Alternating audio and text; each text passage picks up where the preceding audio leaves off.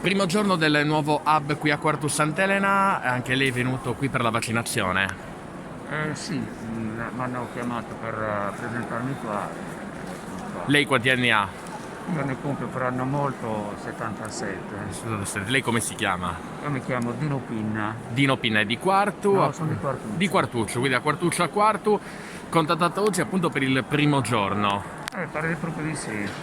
Perché ha scelto appunto di aderire comunque alla campagna di vaccinazione? Perché lo sento come dovere civico da parte di tutti Numero quanti. 156. Sia per la mia, tutelare la mia 14. salute e quella degli altri.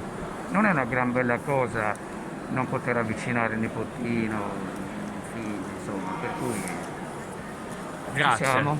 Grazie. Andiamo a sentire anche qualcun altro. Buongiorno signora, anche lei qua primo giorno al nuovo hub. Lei di Quartu? Io vivo a Quartu 51 anni, Quanti anni ha lei signora? 76. Lei come si chiama? Io mi chiamo Anna Giulia Solinas, aspettavo questo momento di potermi vaccinare. Ho letto su Sardegna Sicura e mi sono iscritta subito. Perché ha scelto di vaccinarsi lei? Beh, perché ci credo nelle vaccinazioni, mi hanno sempre vaccinato da quando sono nata, perciò ho detto anche questa la farò. Magari anche per vedere i suoi nipotini con la massima tranquillità. Certo, i nipoti, i figli, anche gli amici, se si può fare, io non so, qualcuno mi diceva non farlo, non sai a che cosa va incontro.